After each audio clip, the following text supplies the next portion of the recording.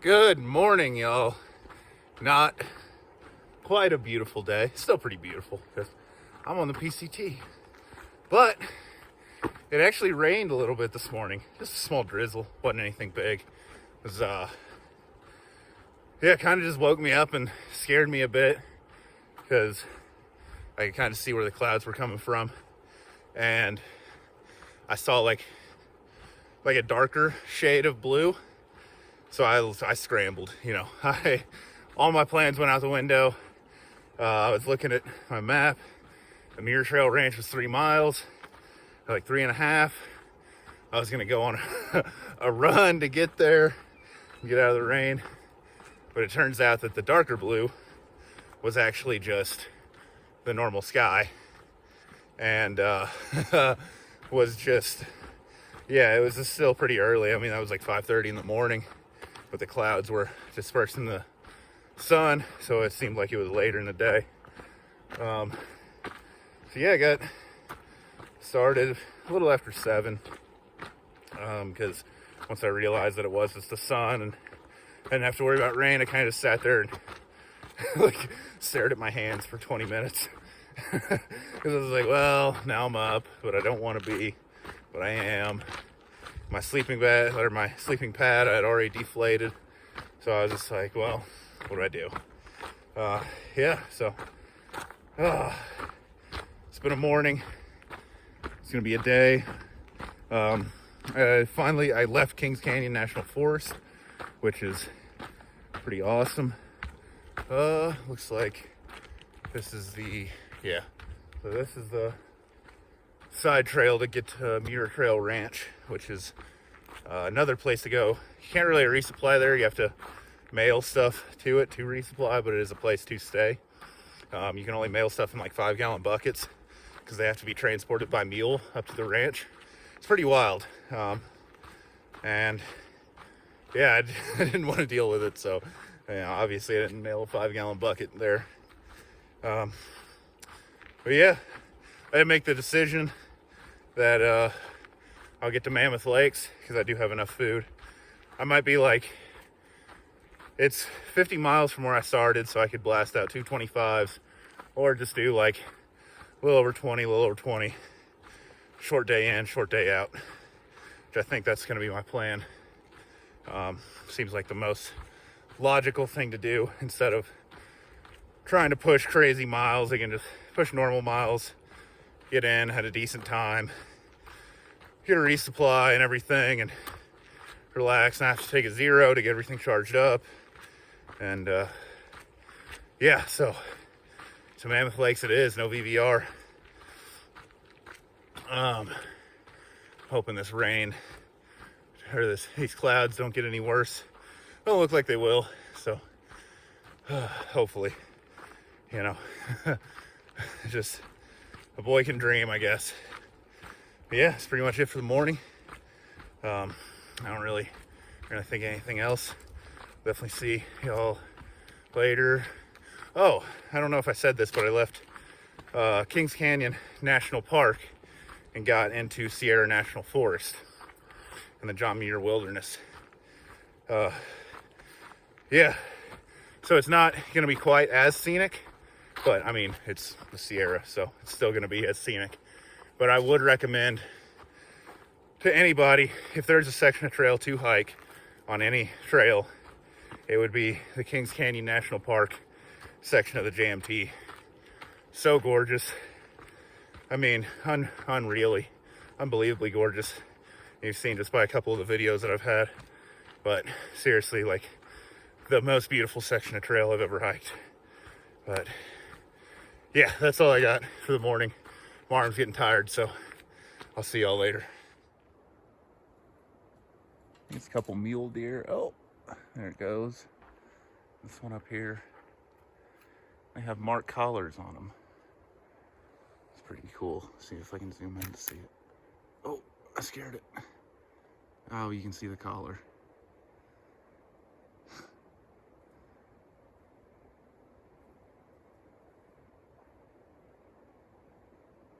Oh, it's so cool. I love seeing stuff like this.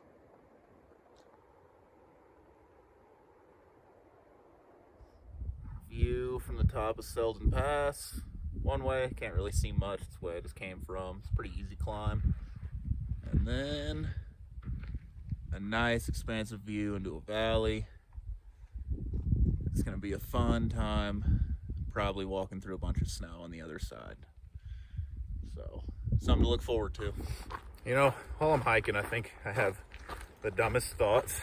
You know, you have so much time to think that your mind kind of wanders into very much stupidity. And I've been switching back and forth down this mountain for like 45 minutes. And I've probably got another like 30 minutes of switchbacks. And I'm getting close to the bottom. Well, one amazing view. There we go. Oh, so gorgeous. But also, like, I'm looking down, maybe this way. There we go. Looking down this mountain, and I'm just really thinking, you know, what if I just cut out the middleman here and just went for it? Now, one, don't do that. Don't cut switchbacks. Very much against leave no trace.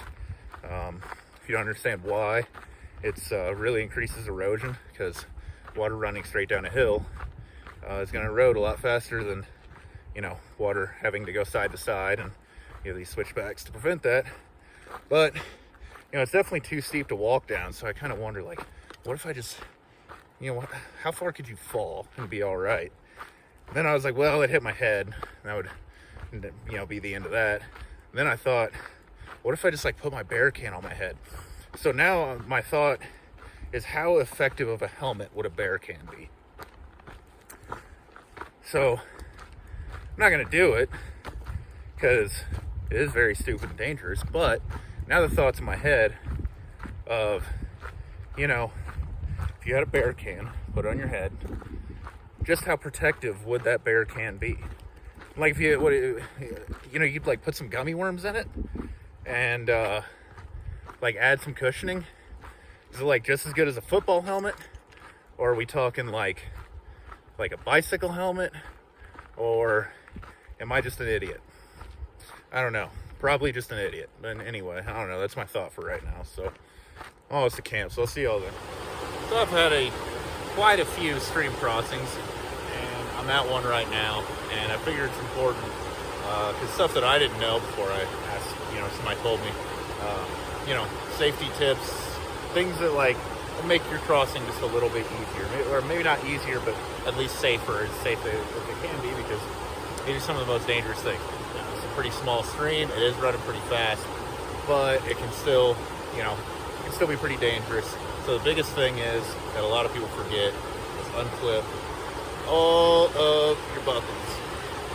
You want your pack to be hanging on you, because if you do fall, this pins you to the rock or pins you to the bottom, and then you drown.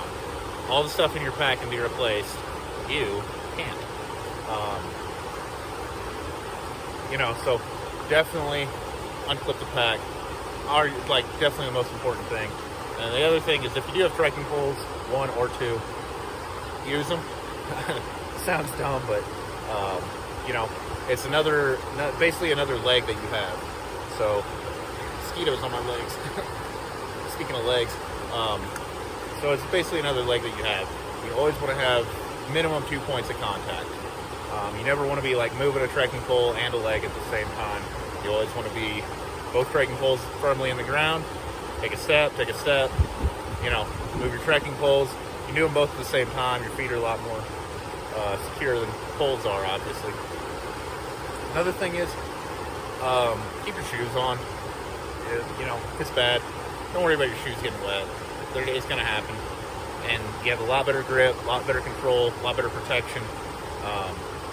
I don't know, some people might disagree and say like, oh, you can feel the rocks better if you, no. Keep your shoes on. Keep shoes on. It's like, I've seen people like take their shoes off on like gnarly crossings, and it doesn't make any sense because everything's gonna be wet anyway. You're walking in mud most of the day around this stuff. So yeah, that's my tips for stream crossing. See y'all on the other side. I'm gonna camp just on the other side, and I'll let you know how it goes. So I'll see you in just a little bit. So I made it across the stream safe. Obviously, I'm not soaked. fairly easy. It was actually might have been the deepest crossing yet because my kilt got wet. And I don't think that's happened on any of the others. One thing that I did forget as a safety thing, kind of counterintuitively, you want to stay low in the water. So like find the deepest spots, because one, that's going to be your most stable footing, or mosquitoes. One, that's going to be your most stable footing. And two, you kind of want the water pushing, you know, not against like more of your body, but like closer to your center of gravity. You know, somebody pushes you like in the hips or something, you know, you don't really, you're kind of braced for it, you don't move. But if somebody pushes your shoulder, you move a lot more. So you want to stay deep. Don't ever like step up onto rocks that are in the bottom, because like you step up, your feet get swept out from under you, and now not only are you in the water, but you also fell onto a rock that you were standing on, possibly hit your head, and now you're gonna have an even worse time. So yeah, anyway, I'm in camp. I'm gonna get set up. It's actually not too late. Probably only about 6 o'clock, hopefully a little before, but tired. About 22 and some change miles today, and probably about the same to do tomorrow to put me like 5 miles away from Reds Meadow and Mammoth Lakes, and then I can get some food, resupply, do a double Nero, no zeros, and yeah, it should be pretty nice. So I'll see y'all tomorrow. Yeah, I don't have anything else. I'll see y'all bright and early. Peace.